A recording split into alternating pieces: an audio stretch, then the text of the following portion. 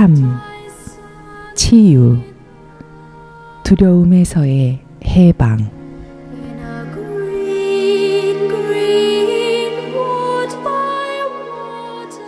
이제 치유에 중점을 두어 말하겠다. 기적은 수단이고 속죄는 원리이며 치유는 결과이다. 치유의 기적에 대해 말하는 것은 실제의 두 순위를 부적절하게 조합하는 것이다. 치유는 기적이 아니다. 속죄, 즉 최종적인 기적은 교정법이며 반면에 치유는 어떤 종류이든 결과이다. 속죄를 적용할 오류가 어떤 종류인가는 상관없다. 본질적으로 치유는 모든 두려움에서의 해방이다. 치유에 나서기 위해서는 너 자신이 두려움에 빠져 있어서는 안 된다. 그대가 치유를 이해하지 못하는 이유는 너 자신의 두려움 때문이다. 속죄 계획에 있어서 중요한 하나의 단계는 모든 수준에서 오류를 벗겨내는 것이다. 병은 실제로는 바르지 않은 마음 상태인데 항상 한 수준에서 잘못된 것이 다른 수준에 나쁜 영향을 줄 수 있다는 믿음을 수반한다는 의미에서 수준 혼동의 결과이다. 우리는 기적이 수준 혼동을 교정하는 수단이라고 거듭 말해왔다. 잘못은 모두 그것이 일어나는 수준에서 고쳐져야 한다. 오직 마음만이 잘못을 할 수 있다. 몸은 잘못 행동할 수 있지만 이것은 어디까지나 그른 생각에 반응하기 때문이다. 몸은 창조할 수 없으며 몸이 창조할 수 있다는 믿음은 근본적인 잘못으로서 모든 신체적인 증상을 만들어낸다. 몸의 병은 모두 마법에 대한 믿음을 나타낸다. 마법을 창조한 왜곡 전체가 마음이 통제할 수 없는 물질 안에 창조 능력이 있다는 믿음에 근거한다. 이 오류는 두 가지 형식을 취할 수 있다. 그것은 마음이 몸 안에서 잘못 창조할 수 있다는 믿음과 몸이 마음 안에서 잘못 창조할 수 있다는 믿음이다. 창조의 유일한 수준인 마음이 그 자신 너머로는 창조할 수 없음을 이해한다면 어떤 형식의 혼동이든 일어날 필요가 없다. 오직 마음만이 창조할 수 있는 이유는 당장 보이는 것보다 훨씬 더 명백하다. 영혼은 이미 창조되었다. 몸은 마음을 위한 일종의 학습 도구이다. 학습 도구들은 그 자체로 학습 내용이 아니다. 그것들의 목적은 단지 학습자의 사고를 돕는 것이다. 학습 도구를 잘못 사용함으로써 일어날 수 있는 최악의 상황은 배움을 돕지 못하는 것일 뿐이다. 학습 도구 자체로는 실제적인 학습 오류를 일으킬 힘을 갖고 있지 않다. 몸은 제대로 이해하기만 한다면 속죄와 마찬가지로 전혀 양날의 칼처럼 적용될 수 없다. 그 이유는 몸이 기적이라서가 아니라 몸은 본질적으로 잘못 해석될 수 없기 때문이다. 몸은 단지 인간이 경험하는 하나의 사실일 뿐이다. 몸의 능력은 과대평가될 수 있으며 또한 흔히 과대평가된다. 그러나 몸의 존재를 부정하는 것은 거의 불가능하다. 그렇게 하는 자는 특히 가치 없는 형식의 부정에 관련되는 것이다. 여기서 가치 없다는 용어는 단지 마음이 없는 것을 부정함으로써 마음을 보호할 필요는 없다는 뜻이다. 마음이 잘못 창조할 수 있다는 사실은 의심할 여지가 없다. 마음의 힘이 가진 이런 유감스러운 측면을 부정한다면 또한 마음의 힘 자체를 부정하는 것이다.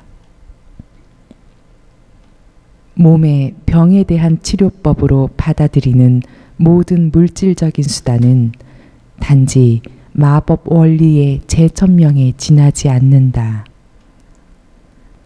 그 잘못의 첫 단계는 몸이 그 자신의 병을 창조했다고 믿은 것이다.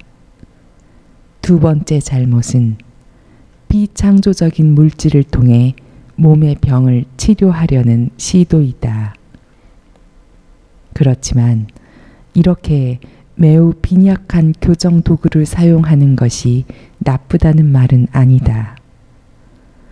때로는 병이 마음을 너무 강하게 장악해서 어떤 사람이 속죄에 접근할 수 없게 만든다. 이런 경우에는 밖에 있는 무엇에 일시적으로 치유할 수 있다는 믿음을 부여하는 몸과 마음에 동시에 접근하는 절충적인 접근법을 사용하는 것이 현명할 수도 있다. 그 이유는 두려움을 증가시키는 것이야말로 바른 마음 상태에 있지 않은 자들, 즉 병든 자들을 돕기 위해 결코 해서는 안 되는 일이기 때문이다. 그들은 이미 두려움으로 약해진 상태에 빠져 있다.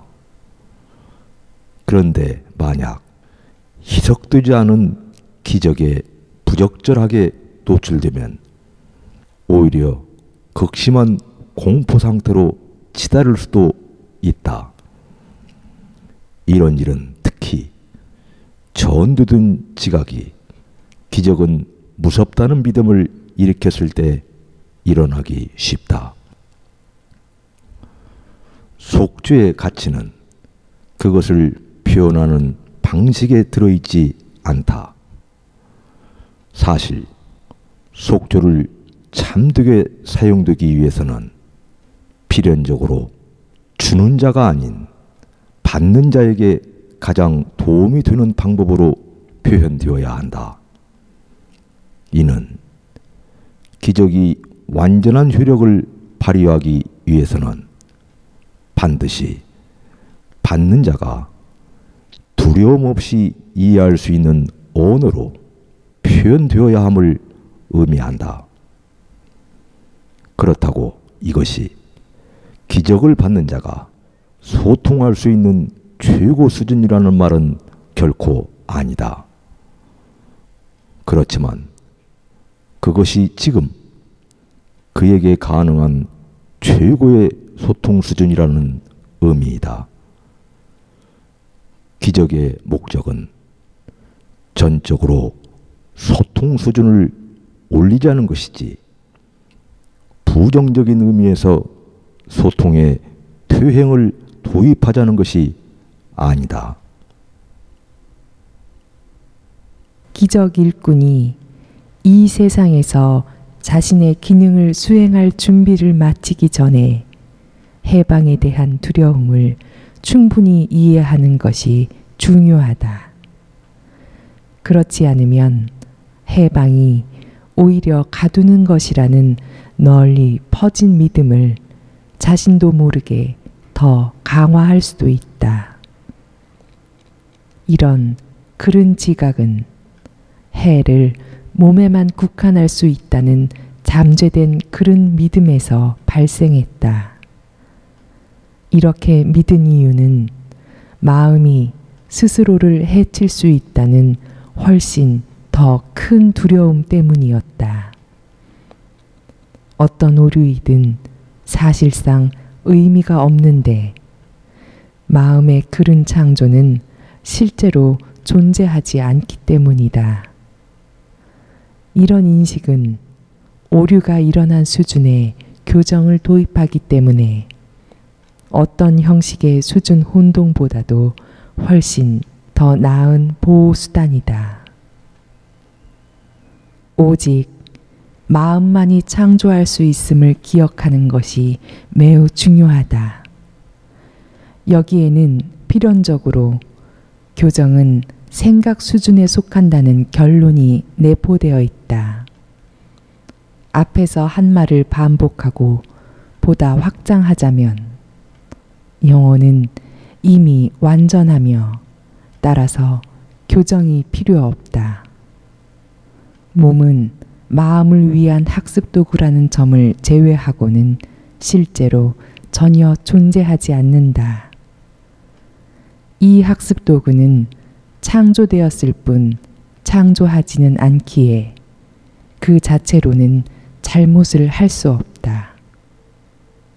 그렇다면 창조자를 교정하는 것, 즉 마음으로 하여금 그른 창조들을 포기하도록 유도하는 것이야말로 창조 능력을 참으로 의미 있게 적용하는 유일한 방법임이 분명하다.